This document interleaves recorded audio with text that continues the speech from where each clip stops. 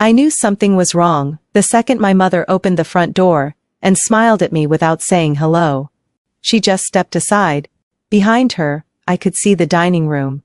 Every chair was occupied. My father, my sister Emily, Emily's husband, Mark, my grandmother, 2 aunts, an uncle I hadn't seen in almost 3 years. They were all sitting there like they had been waiting for me. My mother finally said, "Claire, come in." I looked at her.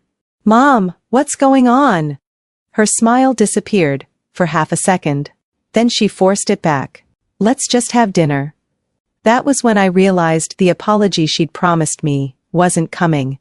Because nobody at that table looked like they were waiting to say sorry. They looked like they were waiting for me to agree to something. And somehow, I was the only person in the room who didn't know what it was. For almost 2 years, I had barely spoken to my family. Not because I wanted to punish them. Not because I was trying to be dramatic. I had simply reached the point where every conversation left me feeling worse than before. The last time we'd all been together, my sister Emily had looked at me across my parents' kitchen and said something I don't think I'll ever forget. "You always make everything about yourself." That sentence came after I had spent nearly an hour listening to everyone discuss Emily's problems, Emily's finances, Emily's marriage, and Emily's future. I had finally asked one question about my own life. And somehow, that made me selfish. I left that night. I didn't slam the door.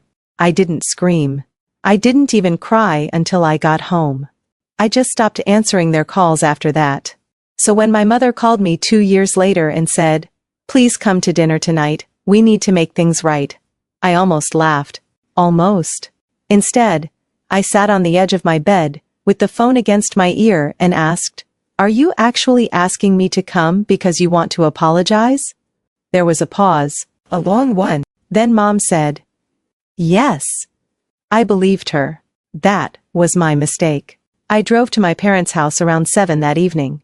It was the same 2-story brick house I had grown up in, the same porch where my dad used to sit with a cup of coffee every Saturday morning. For a second, sitting in my car, I almost talked myself into leaving. Then I remembered what my mother had said. We need to make things right. I wanted that, maybe more than I wanted to admit. So I walked up to the front door. And 5 minutes later, I was standing in the middle of a room where apparently everyone had been told something, except me. My mother closed the door behind me. "Sit down," she said softly. I didn't move. She looked toward the dining room. My father suddenly became very interested in the glass of water in front of him. Emily gave me a small smile. Not a warm smile. A knowing one. That bothered me more than anything. "Why is everyone here?" I asked. My Aunt Susan shifted in her chair. My uncle cleared his throat. Grandma just watched me. Emily leaned back. "Because this concerns the whole family." I stared at her. "That's not an answer." Emily shrugged. "You're going to hear everything." I looked at my mother. "Everything about what?" Mom walked toward me. "Please, Claire, just sit down." I pulled out the empty chair at the end of the table. Nobody spoke while I sat. That silence told me more than any explanation could have. 2 years ago, I had walked away from this family believing they didn't understand me. Now I was beginning to wonder if they had understood me perfectly. Maybe that was the problem. My mother took her seat. My father finally looked at me. His eyes met mine for barely a second before dropping back to the table. "Okay," I said. "I'm here." Emily folded her hands. "Good." I looked at her. "Why do you sound relieved?" She didn't answer. Mark did. "Because this isn't easy for anybody." His voice was quiet. I turned toward him. "Then why does it feel like I'm the only one who wasn't prepared?" Mark opened his mouth. Then closed it. Emily shot him a look. And that was the first moment I knew he didn't agree with whatever was happening. He was scared. Not of me, of Emily. That realization sat in the back of my mind as Mom brought out dinner. It was almost painfully normal. Roast chicken, mashed potatoes, green beans, dinner rolls. The same food she'd made 100 times when I was growing up. But nobody ate. My grandmother finally reached for her water. "Claire," she said. Before anyone starts talking, I want you to know something. Mom immediately looked at her. Grandma raised one hand. No? She deserves to hear it. My stomach tightened. Know what? Grandma looked at me. I didn't agree with this. Emily sighed. Oh, Grandma. Grandma ignored her. I told your mother this was a bad idea. My father rubbed his forehead. Mom, please. I looked around the table. What exactly is a bad idea? Nobody answered. Then Emily said, We're trying to solve a problem. What problem? She looked directly at me. You. The room went completely still. I actually laughed, not because it was funny, because I didn't know what else to do. Okay, I said quietly. So, this is what we're doing. Mom reached toward me. Claire, that's not what she meant. Then what did she mean? Emily leaned forward. You know exactly what I mean. No, I don't. You've been avoiding this family for 2 years. Because of what happened. And now you're acting like we're the ones who abandoned you. I stared at her. You told me I was selfish for asking you to stop using my name to cover your debts. Emily's face changed. Just slightly. Mark looked down. My father closed his eyes. That was another thing I hadn't expected. Apparently, they hadn't forgotten. They just didn't want to talk about it. Emily's voice became softer. I was going through a difficult time. You were asking me to sign documents. I needed help. You needed my credit. You didn't have to sign anything. I didn't. And you never forgave me for asking. I almost couldn't believe what I was hearing. You asked me to put my apartment up as collateral. Emily's eyes narrowed. Because I trusted you. No, I said. You trusted me to fix a problem you created. Mom interrupted. Please, this isn't why we're here. Then why are we here? Silence, again. Grandma looked at my mother. My mother looked at my father. My father looked at Emily. And Emily looked at me. That was when I understood something. They had rehearsed this. Maybe not the exact words, but the plan. The order. Who would speak first? Who would stay quiet? They had all agreed before I walked through that door. I pushed my chair back slightly. I'm not signing anything. Emily blinked. I haven't asked you to sign anything. You were about to. No. She smiled. You don't even know what this is about. Then tell me. My father finally spoke. Claire, nobody wants to hurt you. I looked at him. That sentence usually means somebody is about to. He didn't answer. My mother reached for her glass. Her hand was shaking. That scared me. Mom was many things, but she wasn't easily rattled. Claire, she said, we're asking you to listen before you decide how you feel. Fine. I folded my hands. I'm listening. My mother took a breath. Emily glanced toward Mark. He looked miserable. Then my father said, There's a property issue. I frowned. What property? Nobody answered immediately. My heart started beating faster. Emily finally said, The lake house. I stared at her. Grandma's expression changed. The lake house belonged to my grandfather. It had been in the family for decades. After he died, my parents had kept it. It was where we spent summers when I was a kid. It was also the place where I had learned to swim. Where my grandfather taught me how to fish. Where Emily and I used to fight over the upstairs bedroom. I hadn't been there in years. What's wrong with the lake house? I asked. Dad rubbed his jaw. It's complicated. Then simplify it. Emily sighed. It's being sold. I stared at her. What? Mom looked down. We've been considering it. Considering? Emily corrected her. We have a buyer. My stomach dropped. You already have a buyer? Dad nodded. Yes. And nobody thought to tell me. My mother said, We didn't think you'd want to be involved. I laughed again. Why would you think that? Emily looked at me. Because you haven't wanted anything to do with this family. I felt something inside me go cold. You don't get to turn my leaving into permission to make decisions without me. Dad's face tightened. It's not that simple. Then tell me what's complicated. He didn't. Grandma did. They're trying to sell it because the taxes and maintenance have gotten expensive. I looked at her. That's it? Grandma hesitated. That hesitation was enough. No, I said. That's not it. My father sighed. There's a financial issue. What financial issue? Nobody spoke. Then Mark quietly said, the mortgage. I turned toward him. The lake house has a mortgage? Mark nodded. It was refinanced a few years ago. I looked at Dad. You told me Grandpa's house was paid off. Dad stared at the table. I thought it was. You thought? My voice was getting louder.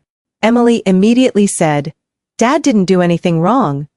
I turned toward her. I wasn't talking to you. She sat back. My father finally looked at me. We took out a loan against the property. When? 4 years ago. Why? He didn't answer. I looked at Mom. She was crying now. Not dramatically, just quietly wiping one tear from the corner of her eye. That hurt more than if she'd shouted, Mom. She whispered, it was to help Emily. I looked at my sister. Emily's face had gone completely blank. There it was. The old pattern. The thing I'd spent years trying not to think about. Emily needed something. The family rearranged itself around her. I needed something. I was told to be understanding. I stood up. How much? Dad didn't answer. How much is left? Finally he said, a little over 200,000. I sat back down. Nobody moved. You're selling Grandpa's house to pay Emily's debt. Emily's voice sharpened. It's not my debt. I looked at her. Then whose is it? She looked away. Mark whispered, Emily.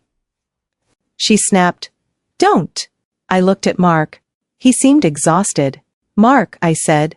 What's going on? He looked at Emily. She shook her head. He said nothing. That told me enough to know there was much more. I turned toward my father. Why did you call me here? He swallowed. Because the buyer needs the paperwork finalized. My eyes narrowed. What paperwork? He hesitated. Then Emily said it. We need your signature. I stared at her. Why? Because Grandpa's estate wasn't settled the way everyone thought. The room seemed to tilt. What does that mean? Grandma slowly lowered her glass. I wondered when this would come out. Dad looked at her. Mom. She shook her head. You should have told her years ago. I looked between them. Told me what? My father didn't answer. My mother did. Your grandfather left the lake house to both of you. I frowned. Both of us? She nodded. You and Emily. I felt my chest tighten. But I thought Dad inherited it. He was the executor, Grandma said. That's not the same thing. I looked at my father. Why didn't I know this? Dad's face was pale. Because you were 18. I stared at him, and? He took a breath. Because we thought you would sign it over. Sign what over? Nobody answered. Emily stood up. Claire, this is getting ridiculous. Ew. I looked at her. It's finally getting clear. She crossed her arms. You weren't around. You left. You didn't care about the house. That's not true. You never asked about it. Because Dad told me it was his. My father's expression changed. That was the first time I saw genuine fear on his face. Not guilt. Fear. I slowly turned toward him. What did you tell me? He looked at my mother. She whispered, Tom. Dad shook his head. I was trying to protect everyone. From what? He didn't answer. Grandma did. Your grandfather knew something was wrong before he died. My father stood. Mom, that's enough. No, Grandma said. It isn't. The room had gone silent again. Grandma looked at me. He asked me to keep something for you. Dad closed his eyes. I could barely breathe. What? Grandma looked toward my father. I think it's time. Dad whispered, please. She ignored him. He gave me a letter. I stared at her. A letter. She nodded. With your name on it. Emily laughed nervously. This is insane. Grandma looked at her. No. What's insane is that we've let this go on for this long. My father sat back down. He looked exhausted. I turned toward Grandma. Where is the letter? She reached into her purse. My father suddenly stood again. Mom. Grandma looked at him. You've had 18 years to tell her. Then she pulled out a small white envelope. My name was written across the front. Claire. Just Claire. The handwriting was unmistakable. Grandpa's. My hands started shaking. I hadn't seen that handwriting since the last Christmas before he died. I reached for the envelope. My father said my name. Claire. I stopped. He looked at me. I need you to understand something before you read that. What? His voice cracked. I never meant for you to lose anything. I stared at him. Then why did you let me? He had no answer. Grandma placed the envelope in my hand. I turned it over. It had never been opened. Why did you keep this from me? Grandma looked at my father. Ask him. I did. Dad. He sat completely still. Emily whispered, Dad, don't. That made me look at her. Don't what? She didn't answer. Mark finally spoke. Emily, they need to know. She turned toward him. Stay out of it. He shook his head. I've stayed out of it for years. That sentence changed the room. Emily looked betrayed. I looked at Mark. What do you know? He hesitated, then said, Enough. My father stood slowly. Mark. No. Mark said. I'm done. Emily stared at him. You promised. I promised to help you. I didn't promise to lie forever. My mother covered her mouth. I looked at the envelope again. Something inside it had survived 18 years of silence. And suddenly, I wasn't sure I wanted to open it. Because whatever Grandpa had written, everyone in that room was afraid of it. I slid my finger beneath the flap. My father said, Claire, please. I stopped. Why are you scared of a letter from Grandpa? He didn't answer. I opened it. There was one handwritten page inside. The first line read, Claire, if you're reading this, then your father finally ran out of ways to keep you from knowing the truth. I looked up. My father's face had gone completely white. Emily whispered, Oh my God. I kept reading. Grandpa had written that the lake house was never supposed to belong to Dad. It was meant to remain in the family. More specifically, he had wanted it divided equally between me and Emily. But there was something else. Something Dad had never told us. Grandpa had discovered that money was missing from an account connected to the property. He believed someone had been using the lake house as collateral without telling the family. He didn't know exactly who was responsible, but he suspected it had happened after he became too sick to manage his affairs. My hands went cold. I looked at Dad. You knew. He shook his head. I knew about the loan. That's not what I asked. He looked at the floor. Grandma spoke quietly. Your grandfather told me he didn't trust the paperwork your father brought him. I stared at Dad. Did you forge something? No. His answer came too quickly. Then he corrected himself. I didn't forge his signature. I felt the entire room change. I looked at Mom. She was crying openly now. Mom. She whispered, I didn't know. Dad sat down. I was trying to keep the family together. I stared at him. By taking out a loan against Grandpa's house? It was temporary. For Emily. He nodded. She was in trouble. Emily finally broke. I was going to lose my business. I looked at her. You told everyone you were doing great. I was embarrassed. So, Dad borrowed against Grandpa's house. He said he'd fix it. And now you're selling it. Emily looked away. Yes. I held the letter tighter. But why do you need my signature? Nobody answered. Then Grandma said, Because the house legally belongs to both of you. My father looked at me. If you don't sign, the sale can't go through. And suddenly, everything made sense. This dinner wasn't about reconciliation. It wasn't about an apology. It wasn't even really about the lake house. They needed me. For the first time in my life, They weren't asking me to understand Emily. They were asking me to sacrifice something that was legally mine to save her. And they had been so certain I'd say yes, that they had invited half the family to sit around me and make refusing feel impossible. I looked around the table. My aunts wouldn't meet my eyes. My uncle stared at his plate. Mark looked ashamed. Mom was crying. Emily looked terrified. And Dad just sat there, the man I'd spent 29 years believing would always protect me. The man who had told me family meant taking care of each other. The man who had apparently decided that family meant I should keep paying for choices I never made.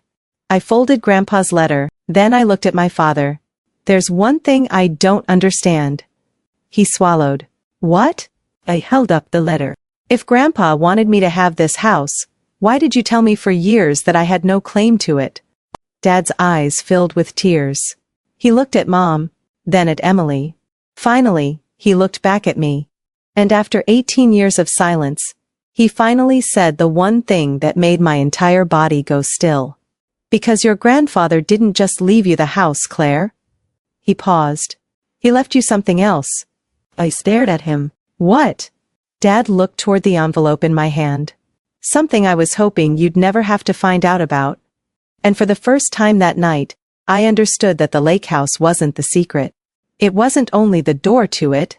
I stared at my father. For several seconds, nobody moved. Then I said, Dad, I don't understand. He rubbed both hands over his face. I know. No.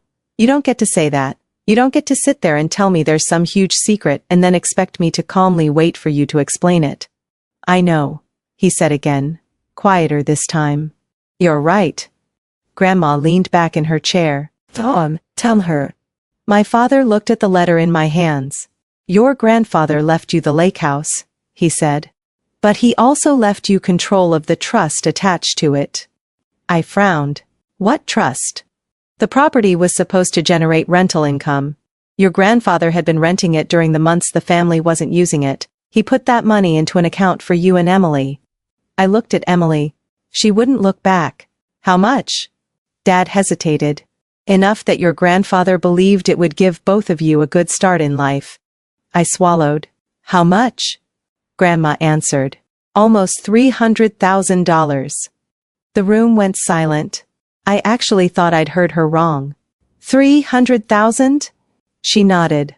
That's what was in the account when your grandfather died. I turned toward Dad. Where is it now?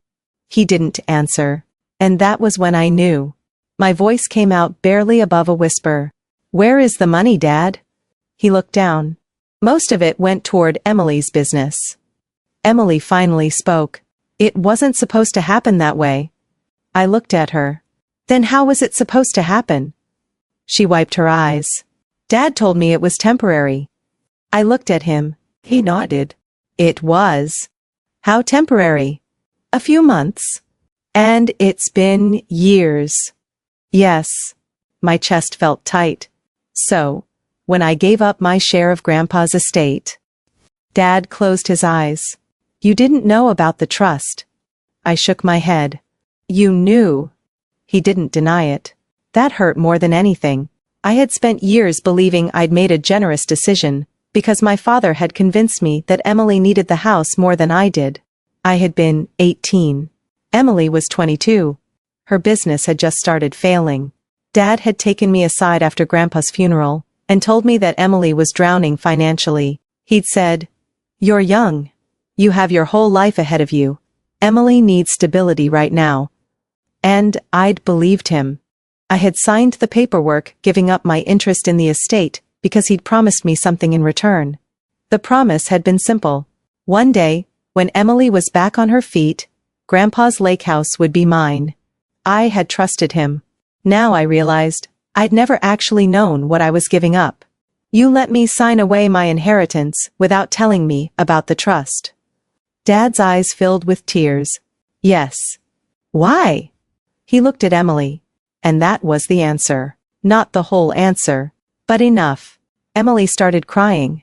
Claire, I didn't know. You didn't know what? About the trust. I stared at her. Did you know Dad was using Grandpa's money to keep your business alive? She nodded. I knew he was helping me. Did you know the money belonged to me too? Her silence answered for her. I pushed my chair back. I need some air. Mom stood. Claire. Oh. I wasn't angry. That was the strange part. I wasn't even yelling. I just felt completely exhausted. I walked into the kitchen and stood beside the counter where I used to do homework as a kid. Mom followed me. For a few seconds, she said nothing. Then she whispered, I'm sorry. I looked at her. For what? For all of it. She started crying again. I knew your father was borrowing money. I knew he was trying to help Emily. I didn't know how much. I didn't know about the trust until much later. When? She wiped her face. About 6 months after you moved away. I stared at her. And you never told me. I was afraid. Of what? Of losing both of my daughters. I let out a slow breath. You already lost me. She flinched. I know. That was the first honest thing she'd said all night. Mom leaned against the counter. Your father kept telling me he'd fix everything. Then Emily kept saying she was almost back on her feet. Every time I thought I should tell you, something else happened. Something always happened. She nodded. Yes. I looked toward the dining room. That's how it always worked, didn't it? She didn't answer. Emily needed something. Dad fixed it. You helped him justify it. And I was expected to understand. Mom whispered. Yes. I turned toward her. Why? She looked at me with tears in her eyes. Because you were the child we thought would be okay. I laughed once. It wasn't a happy sound. So, being okay meant I got less? No. That's exactly what it meant. Mom looked down. I know. I didn't realize how badly I'd needed to hear those words until she said them. Not because they fixed anything, they didn't. But for once, someone in my family wasn't asking me to pretend it hadn't happened. Behind us, we heard a chair scrape against the floor. Dad appeared in the kitchen doorway. He looked older than he had an hour earlier. Claire. I turned. I need to tell you why. I crossed my arms. Then tell me. He nodded. When your grandfather died, he left instructions with his attorney. The trust was supposed to be divided equally between you and Emily when you turned 25. I frowned. I never got anything. I know. Why? Because the money was gone. I stared at him. And you let me believe there was nothing. Yes. Did Grandpa know you were using it? No. Would he have approved? Dad looked down. No. That answer came immediately. I believed him. Then why didn't you just tell me the truth? Because by the time I realized I couldn't replace the money, I'd already made too many promises. To Emily? To everyone. I shook my head. No. You made a choice. He nodded. You're right. Then he said something I wasn't expecting. I was ashamed. I looked at him. Of what? Of choosing one child over the other. His voice broke. I kept telling myself I was protecting Emily temporarily. Then temporary became years, and every time I thought about telling you, I imagined you looking at me the way you're looking at me now. I didn't know what to say. Dad continued. When you were 18, you trusted me. You gave up your share because I told you I'd make sure you were taken care of later. He looked directly at me. I broke that promise. The room was quiet. Then Emily walked into the kitchen. I need to say something. I turned toward her. She looked terrified. Go ahead. She took a breath. I knew you gave up your share. I know. I didn't know the full amount. I didn't respond. She looked down. But I knew Dad had convinced you to do it because of me. My stomach tightened. Why didn't you stop him? Her eyes filled with tears. Because I was selfish. It was the first time Emily had ever said anything like that. She leaned against the doorway. I was scared. My business was failing. I was embarrassed. I had loans. I was behind on everything. She looked at me. And when Dad told me he'd found a way to help, I didn't ask enough questions. You knew it was Grandpa's money. Eventually. How eventually? She swallowed. After you signed. That hurt. She knew. She knew after I'd already given it away. I looked at her. And you let me believe you didn't know? Yes. Why? Because I was afraid you'd take it back. I stared at her. So, you were afraid I'd ask for what was mine. She nodded. Yes. That was the moment something finally broke inside me. Not my heart. Something else. The need to keep making excuses for them. I had spent years wondering whether I had been too sensitive, whether I had misunderstood, whether I should have forgiven sooner. Now I realized I hadn't imagined any of it. The favoritism had been real. The secrecy had been real. The betrayal had been real. But there was still one thing I didn't understand. Why tonight? Everyone went quiet. I looked at Dad. Why did you suddenly bring me here after 2 years? Dad hesitated. Emily looked at him. Mom closed her eyes. I said, tell me. Dad finally answered. The buyer gave us a deadline. What deadline? 30 days. And if I don't sign? The sale falls apart. I nodded slowly. And the mortgage? We're behind. How far? Dad swallowed. 4 months. I looked at Emily. She started crying. I finally understood. This wasn't just about recovering the money. They needed the sale to happen. Because without it, the bank could eventually take the property. Grandpa's house could be lost completely. And because I was still a legal owner, they needed my signature. I looked at Dad. You could have told me. I know. You could have called me 2 years ago. I know. You could have told me when you first discovered the trust. I know. You could have told me before selling Grandpa's house. I know. Every answer was the same, and somehow that made it worse. Then Grandma spoke from the dining room. There's something else. We all turned toward her. She had gone into her purse again. This time she pulled out a folded legal document. I found this after your grandfather died. Dad's face changed. What is that? Grandma looked at him. You know. She handed it to me. I unfolded it. It was a copy of Grandpa's original estate plan. I scanned the page. Then I stopped. My name was there. So was Emily's. Equal shares. But underneath that was another clause. I read it twice. Then a third time. Grandpa put a condition on the sale. Dad said nothing. I looked up. He said neither of us could sell our interest in the property without the other's written approval. Grandma nodded. Exactly. I looked at Dad. Then how did you get a buyer? He didn't answer. Emily whispered. Because Dad thought you'd sign. I looked at her. Of course. My father sat down. I was wrong. I folded the document. Yes. He looked at me. Claire, I know I don't deserve forgiveness. Ew. He swallowed. But I am asking you not to let the house disappear because of my mistakes. I looked toward the dining room. Grandpa's house. The place where he taught me to fish. Where he used to leave a bowl of strawberries on the porch because he knew they were my favorite. The house wasn't just money. It was the last physical piece of him I had. But keeping it wouldn't erase what my family had done. Selling it wouldn't erase it either. I needed to decide what I wanted. Not what Dad wanted. Not what Emily wanted. Not what Mom wanted. Emmy. I sat down at the table. Everyone waited. I looked at Emily. Do you still want the house? She shook her head. Ew. That surprised me. What?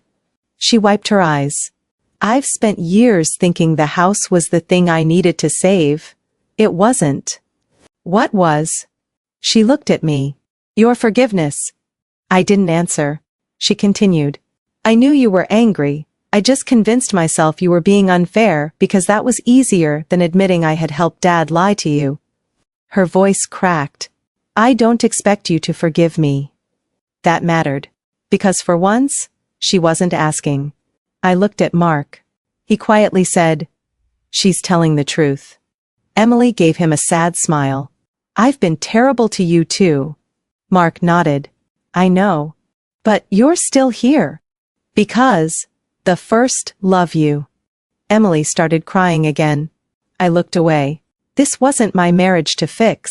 It wasn't my family to repair single-handedly, but I could choose what happened to me. I looked at Dad. I'll sign. Everyone froze. Mom whispered, "Claire."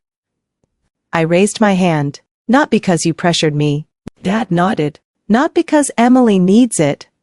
Emily looked down. "And not because I forgive any of this." Dad's eyes filled with tears. Okay. "I'll sign the sale documents." He stared at me. "But the money from my share goes into an account in my name." "Yes. And whatever is left after the mortgage and legitimate expenses is divided according to Grandpa's original instructions." Dad nodded. "Yes. And I want a full accounting of every dollar that came out of that trust." Dad looked at Grandma, then nodded. "You'll have it." I looked at Emily. "And you don't owe me your life." She looked confused. "You don't owe me repayment for every mistake you've made." She started to speak. I stopped her. "But you do owe me honesty from now on." She nodded. "I can do that." Grandma smiled faintly. "Your grandfather would have liked that." I looked at the old document in front of me. "Would he?" She nodded. "He always said money was the easiest thing in the world to lose." She paused. Trust was harder. That sentence stayed with me. The paperwork took several weeks. It wasn't simple. There were lawyers involved, bank statements, old tax records, documents nobody in the family had looked at in years. The final accounting showed exactly what we feared. Most of the trust money had gone into Emily's business. Some of it had been repaid. Much of it hadn't. Dad took responsibility for that. He sold his own investments to cover part of what remained. Emily closed the business. She found a regular job. Mark stayed with her, but they started counseling because, as he later told me, there were too many things we had pretended weren't happening. Mom started seeing a therapist too. Dad never asked me to forgive him again. That mattered.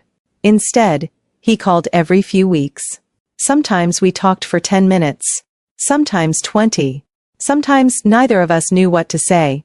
But he kept calling. And slowly, I started answering. The lake house was eventually sold. Not because I was forced into it, because after everything I'd learned, I decided I didn't want to keep it. I kept my share of the proceeds.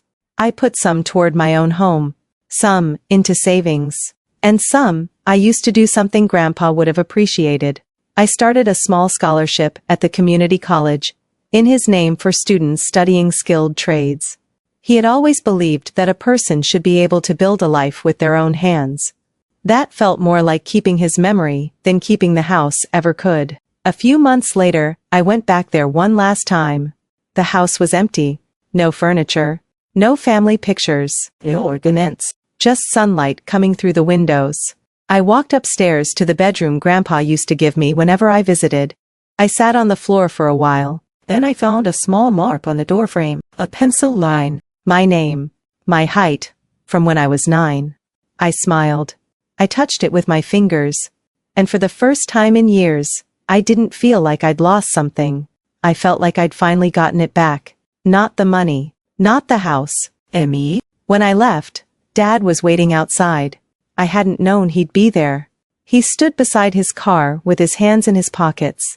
"I thought you might want to say goodbye," he said. I looked at the house. I did. He nodded. Then he said, "I'm sorry, Claire." I looked at him. "I know." He seemed surprised. I continued, "I don't forgive you yet." His face fell slightly. "But I'm trying." He nodded. "That's enough." I hugged him. It wasn't the hug of a daughter who had forgotten everything. It was the hug of someone who had finally stopped carrying all of it alone. When I got home that night, there was a text from Emily. "Thank you for giving me the chance to tell you the truth." I stared at it for a long time. Then I replied, "Don't waste it." She sent back a heart. I put my phone down. For years I had thought the worst thing my family had taken from me was Grandpa's inheritance. It wasn't. It was the feeling that I could trust the people who were supposed to protect me.